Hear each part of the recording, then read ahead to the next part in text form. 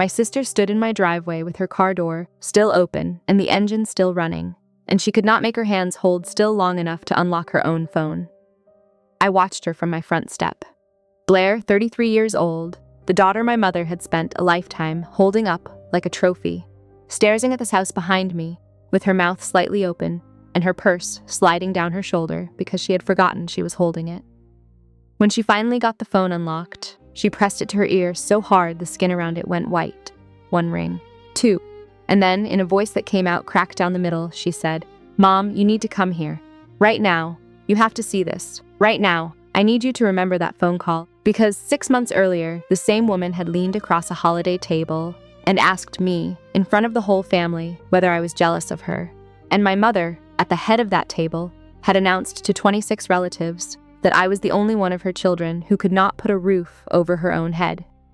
She was wrong, but she was not wrong in the way any of them expected. And the correction was 13 years in the making. If you have ever been the person a family decided to feel sorry for, stay with me, because this is the story of the quietest revenge I know how to describe, and it does not involve a single raised voice. Let me take you back to the beginning. My name is Sabine Dunmore. I am 31 years old, and the first thing you need to understand is what my mother actually did with my college fund. 3 years ago, I was living in a studio apartment on Beacon Hill in Seattle, 500 square feet, one window that rattled every time a bus went by, and a kitchen faucet that dripped on a 3-second cycle, no matter how hard I cranked the handle. I did not hate it. At 28, I told myself this was simply what it cost to start from nothing, and I do mean nothing. I was a cybersecurity analyst at a mid-sized firm downtown, my first real title after 4 years of grinding through contract work. My salary was $72,000 before taxes. My student loan payment was $1,500 a month. I ate a lot of rice and frozen vegetables. I drove a 12-year-old Corolla with a crack running across the dashboard, and I kept a spreadsheet on my phone that told me down to the penny how much I could spend on groceries each week. That was the life my mother liked to describe to relatives at family dinners, except she made it sound worse than it was. And here is what she never described. The reason I had those loans in the first place. When I was 18, 2 weeks before my freshman year, my mother sat me down at the kitchen table, and she used the soft voice she saves for bad news she's already rehearsed. "Sweetheart," she said, "your college fund did not survive the market. It is gone." "I am so sorry," I cried. She held me. And the next morning, she helped me fill out federal loan paperwork, like it was the most natural thing in the world. Meanwhile, my sister Blair had bought her first house at 25, 4 bedrooms out on Mercer Island, and my mother told everyone the same tidy story. Blair saved up. She has always been the smart one with money. That story stood untouched for years, right up until my Uncle Calvin called me on a Tuesday night and quietly took it apart. But before that call, let me paint the picture of who these people were. Picture a holiday at Blair's house. The dining table sat 12, and my mother moved through that room like she had drawn the blueprints herself. She pointed out the light fixtures to my Aunt Maxine. She ran her hand along the marble island for my Uncle Gil. She did everything except hang a banner that read, "This is what success is supposed to look like." I sat at the corner of that table, between my uncle and a cousin I saw once a year. My mother was talking across the cranberry sauce, and she did not lower her voice, because she never did. "Sabine is still renting that little studio," she said. "Bless her heart. That computer thing she does is so unpredictable. I worry about her." My aunt glanced at me. I smiled. Then Blair, from the head of the table, tilted her head at me the way people tilt their heads at animals in cages at the shelter. "Hey," she said, "want me to ask around at the brokerage? Real estate is a lot more stable than whatever it is you do." "I am fine, Blair," I said. "Just trying to help," she said. My father looked down at his plate and cut his food into very small pieces and did not say a single word. After dinner, I offered to help with the dishes. Blair waved me off. "You are a guest," she said, and she said it kindly, but the meaning underneath was clear. This is my kitchen, in my house, which I own. Later, sitting in my car before the long drive home, I noticed something on my phone. Blair had created a new family group chat to plan the next holiday. Everyone was in it, everyone except me. When I texted her about it, she answered in 30 seconds. "Oh my gosh, totally forgot adding you now." She never added me. The call from Uncle Calvin came on a Tuesday in November. I was sitting on the floor of my studio, laptop open, debugging a firewall configuration for a client presentation the next morning, when my phone buzzed. Uncle Calvin. He never called. We texted on birthdays, and that was the whole relationship. I picked up. "Sabine," he said, and his voice sounded like he had been pacing a room for an hour. "I have been going back and forth on this for a long time, and I cannot carry it anymore." "Carry what?" I asked. There was a long pause. I could hear him breathing. "Your mother did not lose your college fund," he said. "She withdrew it, all of it. $44,260. The March you turned 18. I did not say anything. I was at the bank," he said. I watched her sign the withdrawal slip with my own eyes. I told her it was wrong. She told me to mind my own business, and then she did not speak to me for 2 years. The faucet dripped. 3-second cycle. Drip, drip, drip. "The money went straight into the joint account she shared with your father," he said. "2 weeks later, your sister closed on her down payment."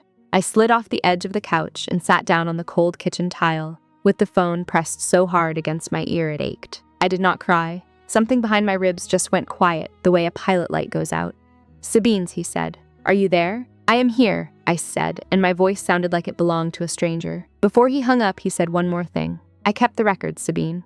Every statement. The credit union has the paper trail, and I have my own copies. You tell me when you are ready." I sat on that floor a very long time after the line went dead, and I did not sleep that night. I lay on my back and stared at a water stain on the ceiling and ran the math over and over. $44,000, withdrawn the March of my senior year. With even the most conservative growth over the 13 years since, that fund would have been worth close to $60,000 today.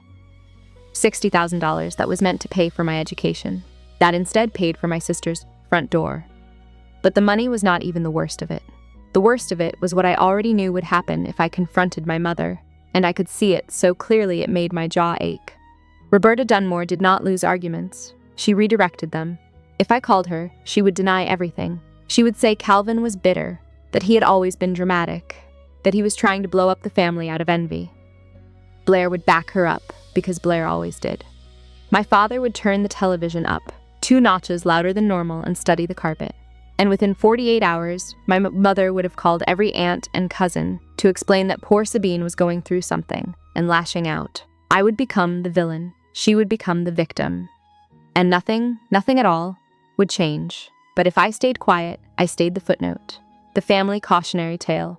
The daughter who rented a studio and did that computer thing. Neither road moved me a single inch forward. So at 2 a.m, I opened my laptop and I built a new spreadsheet with 3 columns. Monthly income, monthly savings, target, and in the target cell, I typed a 7-figure number. A confrontation only ever gives a liar a stage, and I decided I would build my own stage instead, out of something my mother could not talk her way around. I closed the laptop at 3:15, set my alarm, and finally slept. I had a presentation in the morning. My grandmother used to say a thing to me when I was small. She would take my face in her hands, and her hands always smelled like lavender soap, and she would say, "You are the stubborn one, Sabine. Never let anyone talk you out of it."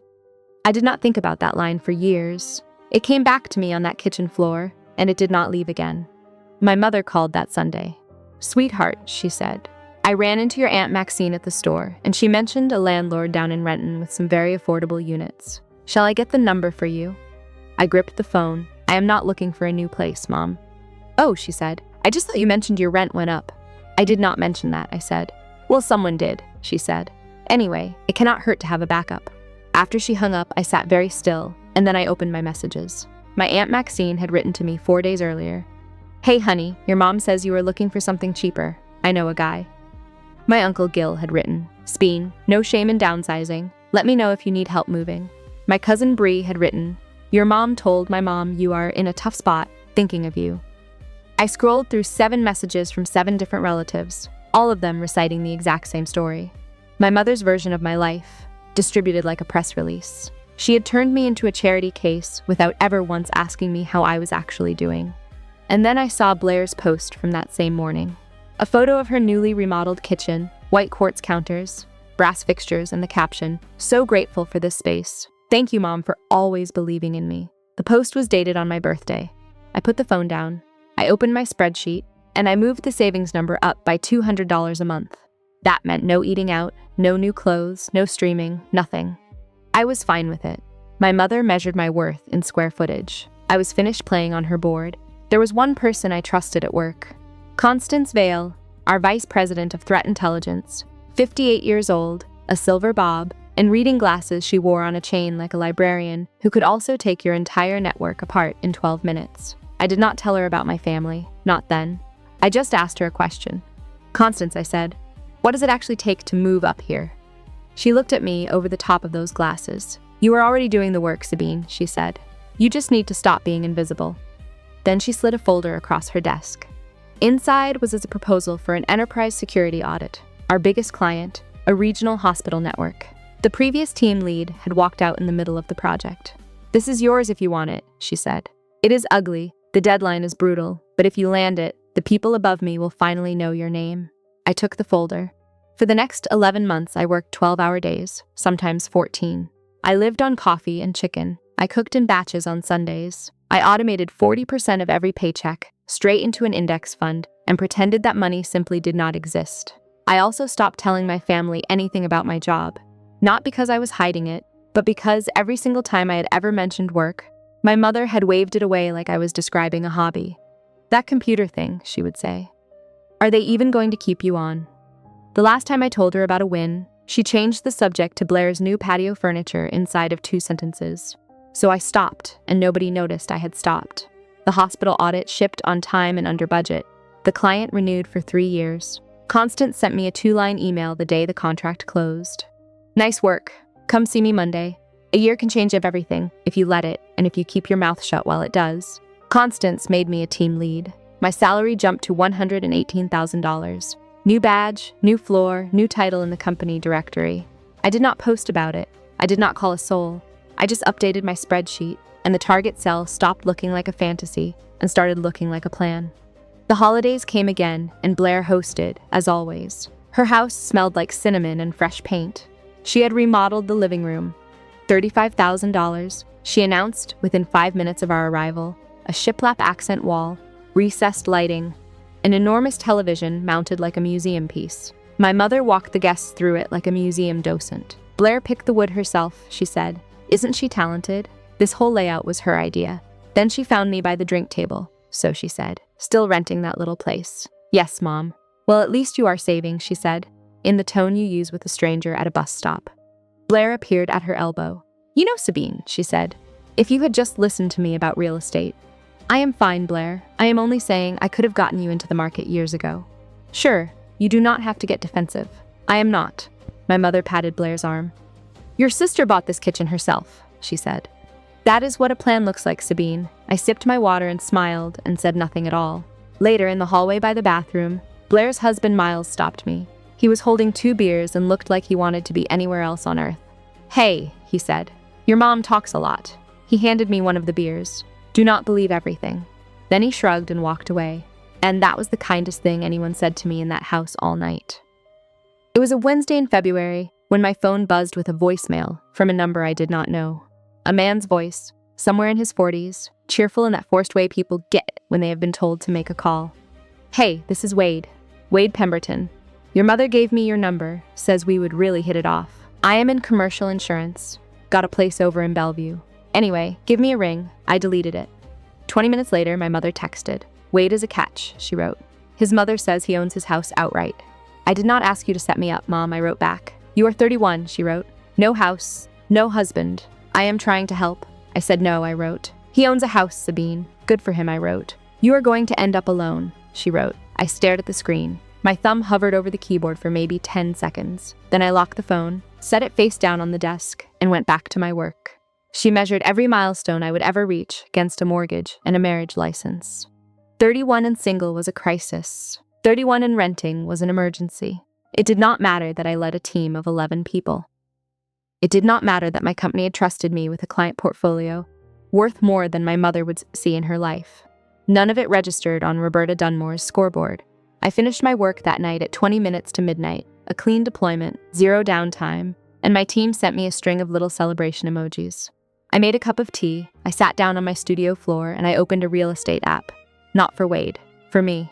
6 months after that, everything accelerated. Constance promoted me again to senior manager, $155,000 plus a bonus.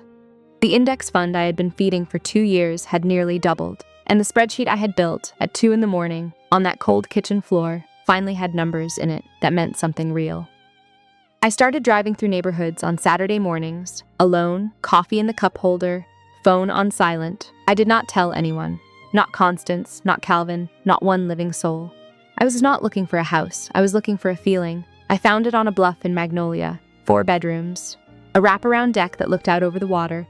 Evergreens stacked down the slope like something out of a painting. A wall of glass in the living room that turned every sunset into sheets of amber and copper. Hardwood floors. A stone fireplace. A kitchen island with room for 6 people to sit. And not one of them made to feel like they were at the children's table. The asking price was $980,000. I ran the numbers twice. I called my financial advisor. I reviewed my portfolio line by line. Then I called the listing agent and I made an offer.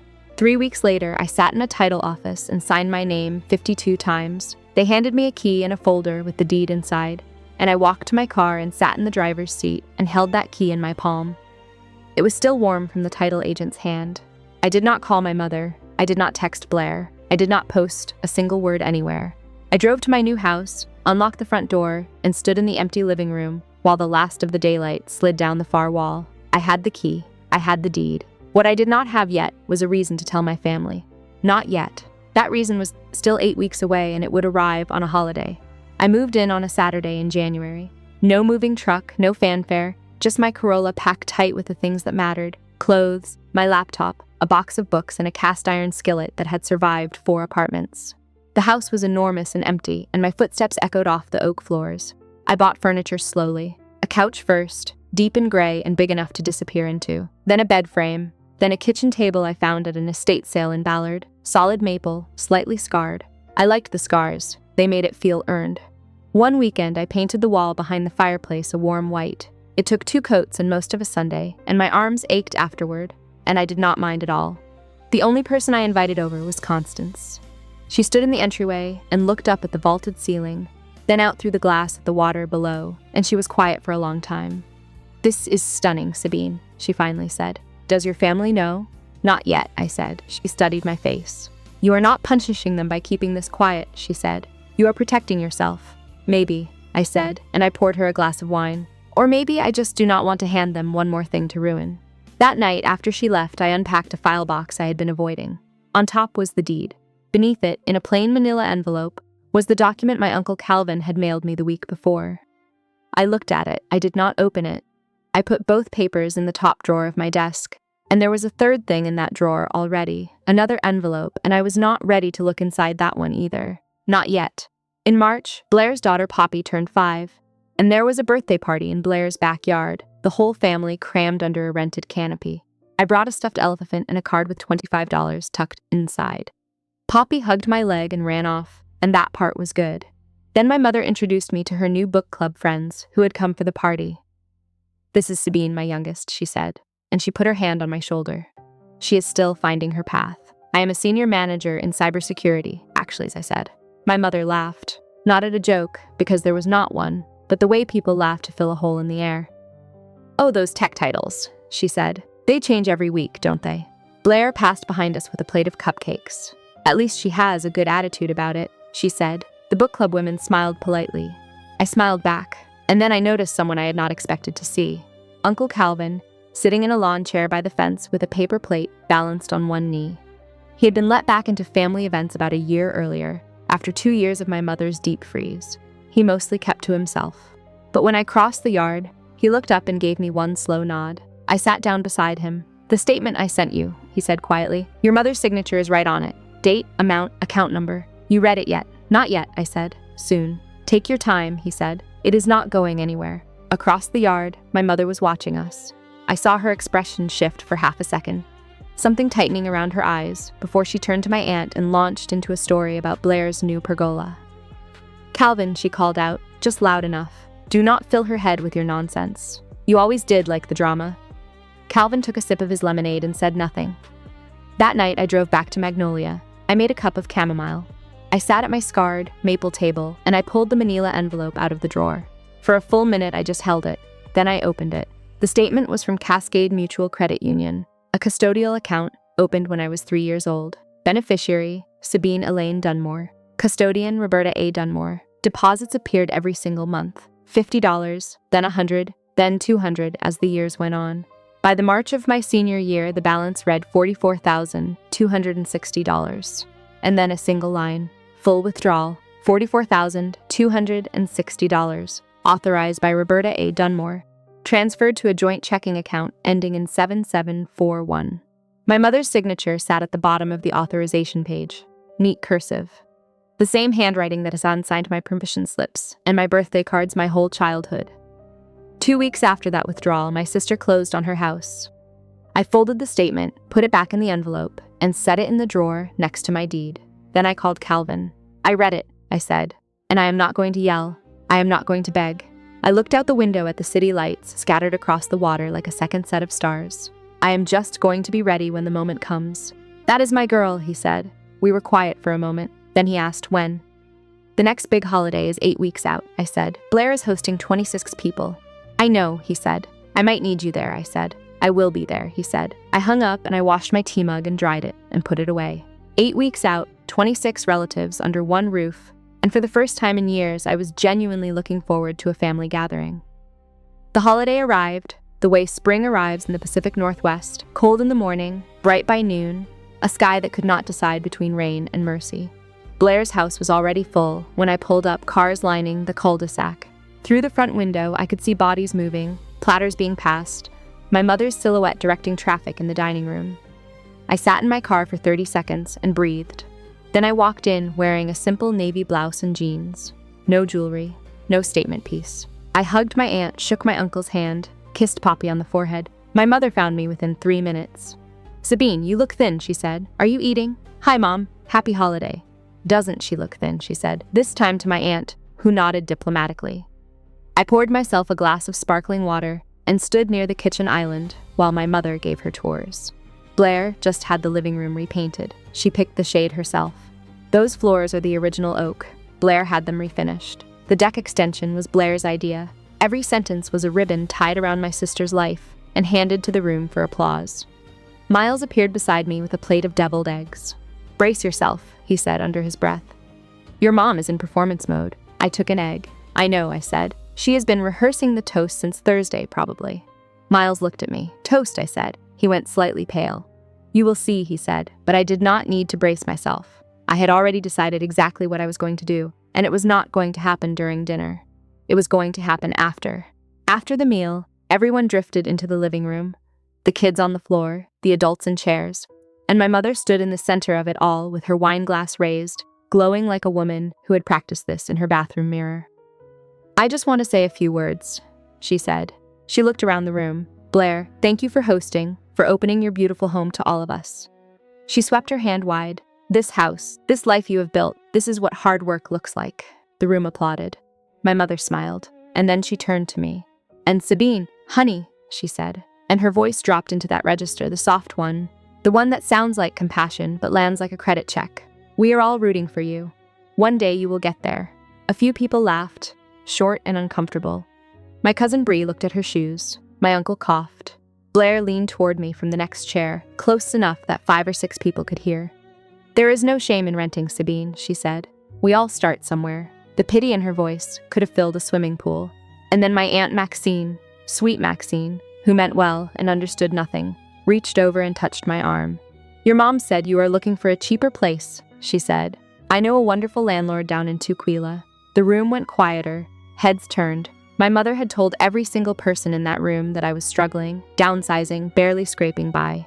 She had built that story so carefully over so many years that it was now the only version of me any of them had ever known. I am not looking for a cheaper place, Maxine, I said. Oh, honey, there is no shame in asking for help, she said. I did not ask, I said. My mother's chin lifted. Your pride will be your downfall, Sabine, she said. I set my glass down. I did not say another word, not yet. It happened in the hallway 10 minutes after the toast. Blair caught me as I was heading toward the coat closet and positioned herself between me and the front door, arms crossed, head tilted, with 5 or 6 people lingering just within earshot. Honestly, Sabine, she said, half a whisper and half a performance. Are you jealous? It is okay to admit it. Jealous of what, Blair? She waved her hand in a slow circle. The house, she said, the life, the fixed-rate mortgage and the accent wall and the $35,000 kitchen. Of this. I worked for this. I held her gaze for 3 full seconds. The hallway was very quiet. I am sure you did, I said. Something flickered across her face. "What is that supposed to mean?" she said. "Nothing," I said. "It means I am sure you did." She stared at me. I did not blink, and she could not read me, and that frightened her more than any insult would have. She turned and walked back to the living room, and I heard her pitch her voice to Carrie. "Mom, Sabine is being weird again." My mother's sigh was audible from 20 feet away. "She has always been the difficult one," she said. In the corner of the living room, my Uncle Calvin set his coffee cup down on the end table, slowly, and his eyes moved from Blair to my mother and stayed there. My mother noticed. For 1 second, she met his stare. Then she turned away and started clearing dessert plates as if she had not seen him at all. But I had seen it. That tiny flinch, that half second where my mother remembered that Calvin knew a thing she had spent 13 years burying. I picked up my jacket. It was time to plant the seed. My mother was already halfway through her closing commentary. "Sabine always leaves early," she was saying. "It is just her way." And that is when I stopped at the edge of the living room. "Actually, Blair," I said. My sister looked up from the couch, mid-conversation. "I would love to have you over for tea this Saturday," I said. "I have a new place." The room shifted. Not dramatically, just a small change in the air like the pressure drop before a storm. "A new place," my mother said, frowning. "What new place?" "I just moved," I said. "Nothing big." "Saturday, 2 o'clock. Blair's confusion was genuine. "You moved and you did not win, did you?" she said. "It happened fast, Mom," I said, and I shrugged. "I will text Blair the address." Blair looked at my mother. My mother looked at me for a single beat, and nobody said anything. "Sure," Blair said slowly. "I will come." "Great," I said. "Bring Miles if you want." I pulled on my jacket. "Thanks for hosting." Dinner was lovely, and I walked out the front door and did not look back. The evening air hit my face, sharp and clean. Behind me I could hear my mother's voice already recalibrating. She is probably renting another apartment, you know how she is. But I caught one other thing as the door swung shut. Uncle Calvin, still in his corner chair watching me leave. And he was smiling. First time all night. I drove home through the dark hills, the evergreens black against a slate sky, my hands steady on the wheel. Saturday was 5 days away, and for the first time in years, I could not wait to open my own front door. Saturday came slowly. I spent the morning cleaning, not because the house was dirty, but because I needed something to do with my hands. I vacuumed floors that were already clean. I wiped down an island no one had touched. I set 2 ceramic mugs side by side on the counter. Then I baked scones, lemon and blueberry, from a recipe in a cookbook I had found at a thrift store my first month in the studio. They came out golden and a little uneven, which was perfect. By 1:30 the whole house smelled like sugar and citrus, and the afternoon light was pouring through the glass and turning the oak floors the color of honey. I changed into a cream sweater and jeans. No heels, no makeup beyond what I usually wore. This was not a performance. The house would do the talking. At 1:45, my phone buzzed. "Blair, on my way," she wrote. "What is the address again?" I sent it. A pause. Then Magnolia. "That is a nice area. Are you sitting?" I did not reply. I put the phone on the counter, poured hot water into a teapot, and set it on the table next to the scones. 2 chairs, 2 napkins. Simple. Then I sat in the living room and looked out the window, and my hands were not shaking. For the first time in years, they were perfectly still. I heard gravel crunch in the driveway at 2:03. I stood, smoothed my sweater, and walked to the door. Blair's car sat there with the engine still running, and I could see her through the windshield, not moving, staring at the house the way you stare at something that does not match the picture in your head. She shut off the engine. She got out. She stood on the driveway with her purse hanging off one hand and her mouth slightly open. And this is the moment I opened with, the moment she could not make her hands hold still. "Come on in," I said. "Tea is ready." She walked up the stone path, her heels clicking on the pavers, and she stopped in the entryway and looked up. The vaulted ceiling, the staircase with the iron railing, the living room through the archway, the wall of glass, the water beyond it. She turned in a slow circle, and her hand went to her mouth. "This is your place," she said. "Yes, you bought this." I did. She walked into the kitchen, touched the island, opened a cabinet, closed it, drifted to the wall of glass, and just stood there. "Sabine," she said, and her voice was smaller now. "How?" "I worked," I said. "I saved. I invested." "But you were renting," she said. "I was. Now I am not." She stood in my living room for what felt like a full minute without a word, and then her face crumpled, not into anger, not into happiness, but into something I had not expected. Confusion. Raw, disorienting confusion. She pulled out her phone, her fingers shaking, and she dialed, and she pressed it to her ear, and she said the words that started all of this. "Mom, you need to come here right now. You have to see this." I heard my mother's voice come through the speaker, tinny and alarmed. "What is it? Are you hurt?" "Just come," Blair said. "I will send you the address." She hung up and looked at me. I gestured to the table. "Would you like sugar in your tea?" I asked. My mother arrived in 22 minutes. From Mercer Island to Magnolia on a Saturday, she must have driven like the house was on fire. I heard 2 car doors, my mother's heels on the stone path, fast and sharp, my father's slower steps behind her. Blair opened the front door before I could reach it. "In here," she said. "Come in." My mother stepped into the entryway. She was wearing a lavender cardigan and the pearl earrings she saved for occasions, so she must have been getting ready for something when the call came. She looked up. She stopped. 5 full seconds, no sound but the wind moving through the evergreens outside. "What is this?" she said. "My house, Mom." "Welcome." She walked forward as though the floor might not hold her weight, into the living room, and she touched the back of my couch, looked at the stone's fireplace, the built-in shelves I had been slowly filling with books. She went to the glass and stared at the water. "But you never said," she said, and her voice was thin. "How could you possibly afford?" "I have been a senior manager at my company for a year, Mom," I said. "My salary and my investments covered it." "Senior manager," she said. "Since when?" "Since you stopped asking about my job," I said. She turned around, and her face was the color of paper. My father stood in the doorway. He had not moved past the threshold. His eyes were red and his chin was trembling. "I am proud of you, Sabine," he said, and his voice barely held together. It was the first time he had said those words to me in my entire adult life. My mother spun toward him. "Did you know about this?" she demanded. "No," he said. "I did not." And then my father did something I had never once seen him do. He walked across the room and put his arms around me. My mother stood 3 feet away, outside the embrace, her face white, her hands hanging at her sides. My father held on for a long time. He smelled like sawdust and aftershave, the same as when I was 10, the same as always, and his hands shook against my back. When he let go, the room had changed. Blair was sitting on the edge of the couch, knees pressed together, staring at the floor. My mother had not moved from her spot by the window, and then Blair said the thing that cracked the dam. "I do not understand," she said, looking up at me. "How did you save enough? You had student loans, enormous ones." "Yes, I did," I said. "I mean, neither of us had a college fund," she said. "Mom said both funds were lost in the market." "Yours was not lost, Blair," I said. The room went airless. My sister blinked. "What?" she said. "My $44,000 was withdrawn the year I turned 18, I said. 2 weeks before your down payment cleared." Blair's mouth opened, closed, opened again. "That is not," she said, and she turned to our mother. "Mom." My mother's jaw was tight, and her fingers had found the hem of her cardigan and were twisting it. "That is ridiculous," she said. "Who told you that nonsense?" "Someone who was there," I said. "Calvin." She said his name like a curse.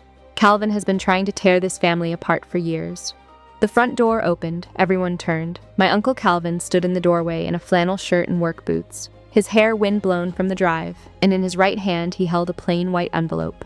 He looked at my mother, she looked at the envelope, and for the first time in my life, I watched Roberta Dunmore go completely, utterly silent. "Hey everyone," he said. He stepped inside and wiped his boots on the mat. "Sorry I am late. Traffic on the bridge was a mess."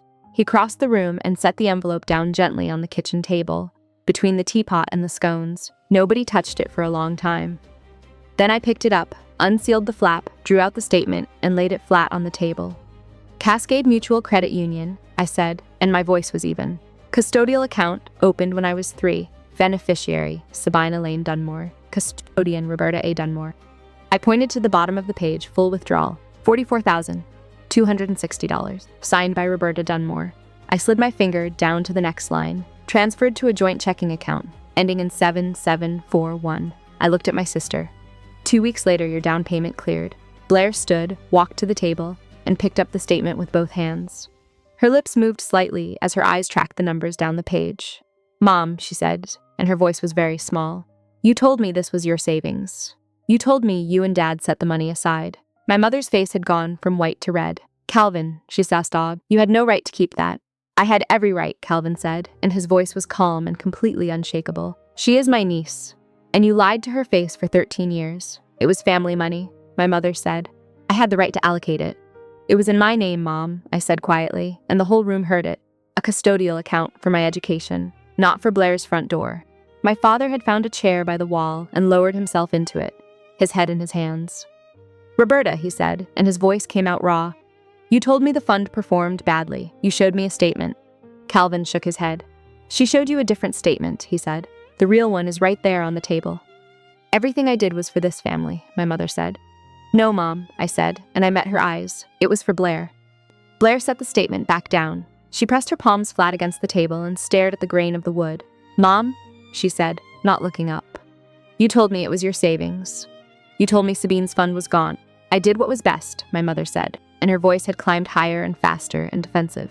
Blair, you needed a house. You were getting married. Sabine was always fine on her own. Fine on my own because I had no other choice, I said. Blair looked at me, her makeup starting to smudge. I did not know, Sabine, she said. I swear I did not know. You did not ask, I said, and I kept my voice steady. That is not the same thing as not knowing. She flinched, just slightly, a tightening around the eyes, a small breath drawn inward, but it was real. She knew I was right. Miles had been standing in the kitchen doorway the entire time, arms at his sides. He had come with Blair. He had heard everything. He looked at his wife. Blair, he said, your sister built this house by herself, while your mother told the whole family she was broke. Think about that. Blair pressed her fingers against her eyelids.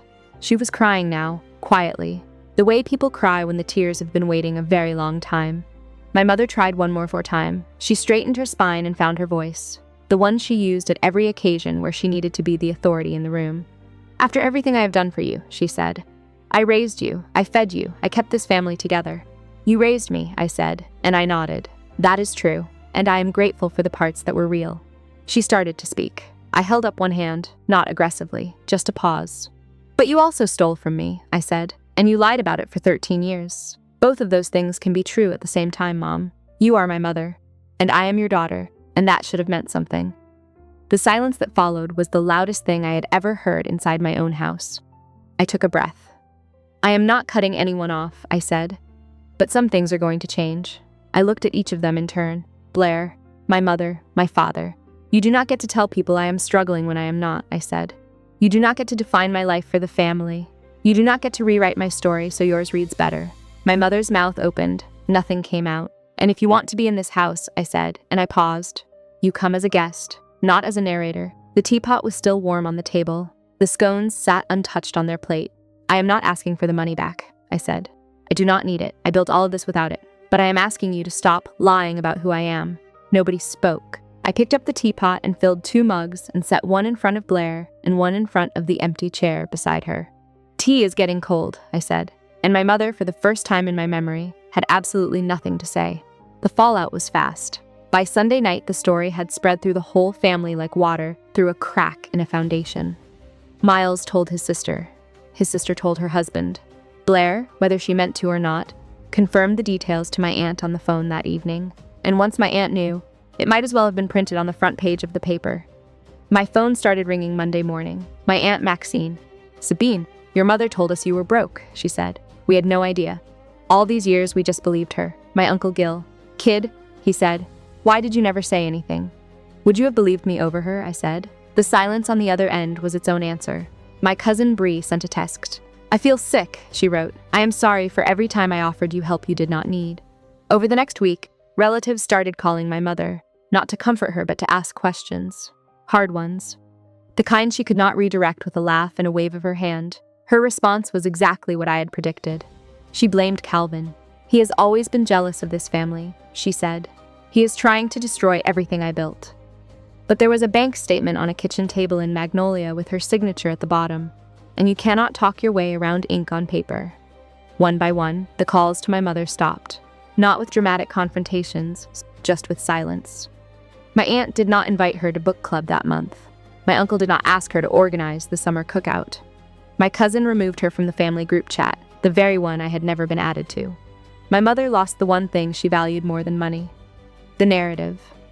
For 13 years, she had been the author of every story this family told about itself. Now they were all reading a different version. And they believed it, because it was true. Blair called 3 days later. I was out on my deck watching a hawk ride a thermal over the water. I let the phone ring twice before I answered. Sabine, she said, and her voice was smaller than I had ever heard it. I keep thinking about that statement. Okay, I said. I should have asked where the money came from, she said. I was 23, and I wanted the house so badly. Miles and I were getting married, and Mom said she had been saving for years, and she trailed off. I did not want to look too closely. I know, I said. I am sorry, Sabine, she said. I am really, really sorry. Thank you, I said. That matters. There was a pause. I could hear her breathing, uneven, the kind of breathing that comes between rounds of crying. Miles and I talked a lot, she said. He told me I had been treating you the way Mom taught me to. And he is right. I see it now. Blair, I said. I do not need you to be perfect. I just need you to be honest. She made a sound that was half a laugh and half a sob. That is the scariest part, she said. We sat in silence for a moment, and it was not the uncomfortable kind. It was the kind that means something is shifting, even if you cannot name it yet. And then she told me something I did not expect. Miles almost left me last year. She said, "Did you know that?" "No," I said. Mom was calling every day, telling me how to raise Poppy, how to decorate, what Miles should be doing with his career. He told me he did not marry Mom. He married me, and if I could not see the difference, he was done. I did not want to see it, she said quietly, because if I saw it, I would have to give something back. I let that sit. I did not need to add a thing. 2 weeks after that, my mother called. I was making dinner, roast chicken and rosemary potatoes and a green salad, and I answered on the fourth ring. "Sabine," she said, and her voice was different, quieter, stripped of the usual polish. "Hi, Mom. Nobody calls me anymore," she said. "Maxine will not return my messages. Gil told me he needs space." She said the word like it tasted foreign in her mouth. "Your sister barely speaks to me." "That is not my doing, Mom," I said. "I only wanted Blair to have a good start," she said. "That is all it was." "At my expense," I said, without telling me, without asking. A long silence. "I thought you would never find out," she said. I turned down the stove and leaned against the counter. "That is the part that hurts the most, Mom," I said. "Not the money. The fact that you were comfortable lying to me forever." I could hear her breathing, quick and shallow, the way you breathe when you are trying not to cry. And for a moment, I almost felt sorry for her. Almost. "Can we just go back to normal?" she said. "No," I said. "But we can go forward, if you are willing to be honest." She did not answer for a long time. I could hear the clock ticking in her kitchen through the phone, the same clock that had hung over her stove my entire childhood. "I do not know how," she finally said. I closed my eyes. "That is the first honest thing you have said to me in 13 years, I said. She hung up. I finished making dinner. The next Saturday, my doorbell rang, and it was my father, alone. No mother. He was holding a toolbox. "Your deck railing looked loose when I was here," he said. "You want me to fix it, if you will let me." I held the door open, and he stepped inside. We did not talk much that afternoon. He fixed the railing. I made coffee. We sat on the deck and watched the light change over the water. It was not much, but he was there, and he had come on his own, and that was a kind of language too. Summer came. I stood in a conference room on a Tuesday morning while Constance introduced me to the entire company. A new title, Vice President of Security Operations. 250 people on the video call, 3 offices watching on the big screen. "Sabine Dunmore has been the backbone of our security practice for 3 years, Constance said. "She has earned this every single day." People applauded. I thanked them and sat down, and my hands were steady. I did not post about it. I did not tell my family. Not yet. Some things you hold for yourself first. The following weekend, I invited Uncle Calvin over for dinner. He showed up with a bottle of Columbia Valley Red, and that quiet grin he gets when he is holding something back. We ate on the deck. The sunset turned the water to copper and violet, and the evergreens swayed in a warm breeze. After dinner, Calvin set his glass down and looked at me. "Your grandmother would have been proud of you, Sabine," he said. I paused. "Grandma Florence," I said. "She is the one who opened that fund for you," he said. "Not your mother. Florence started it the year you were born. $50 a month, out of her Social Security check. She told your mother to keep it for your education and nothing else." I put my fork down. "Mom never told me that," I said. "No," he said. "She would not have. My grandmother had died when I was 14. I remembered her hands, always warm, always smelling like lavender soap. I remembered her saying to me at every visit, 'You are the stubborn one, Sabine. Never let anyone talk you out of it.' She said it like it was the best thing a person could possibly be." And I cried, for the first time in this whole story, not out of sadness, but out of the knowledge that even when nobody in my house was watching out for me, someone had been from the very beginning. Calvin handed me a napkin and did not say a word. Blair and I started meeting once a month, never at either of our houses. Neutral Ground, a coffee shop in Fremont with wobbly tables and espresso strong enough to strip paint. The first few times were awkward, a lot of silences, a lot of stirring drinks that did not need stirring. But we kept showing up. She told me about couples therapy with Miles, about learning to hear her own voice instead of our mother's, about the moment she realized she had been performing her entire adult life, staging her home, curating her posts, measuring her worth with the exact same ruler our mother had built. I was so busy proving I was the successful one, she said, that I never once stopped to ask if I was happy. I did not have an answer for her, but I listened, and sometimes that is enough. In the fall, a letter arrived at my house. No return address I recognized. Inside was a single page, handwritten in my mother's neat cursive, the same handwriting that was on the withdrawal form. Sabine, it read, I made choices that were not mine to make. I am trying to understand why. I do not know if I can explain it, but I am trying. No grand apology. Just an opening, small and uncertain, like a crack in a wall. I read it twice, folded it carefully, and put it in the top drawer of my desk, next to the deed and the bank statement. 3 documents that told the story of who my family had been and who we might still become. A week later, Blair invited me to the winter holiday at her house. You do not have to come, she said, but I would like you there. Will Mom be there? I asked. Yes, I thought about it for exactly 1 day. I will come, I said, but I am driving myself, and I will leave when I am ready. That is fair, she said. And for the first time, it actually was. I am sitting in my own living room right now, telling you this.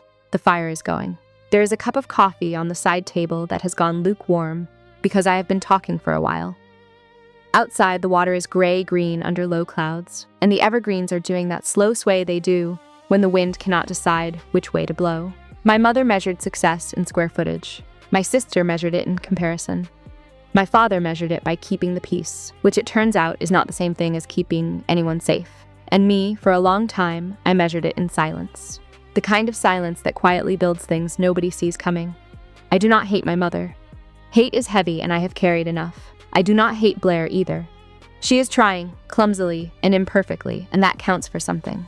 What I stopped doing was waiting for them to see me. Waiting for permission to be proud of what I had built. Waiting for the version of my mother who would look at my life and say, I was wrong. I built something they could not ignore, not to punish anyone, not to prove anyone wrong, but because I deserved a life that was not written by somebody else's hand. My grandmother told me the truth before anyone else ever bothered to. You are the stubborn one.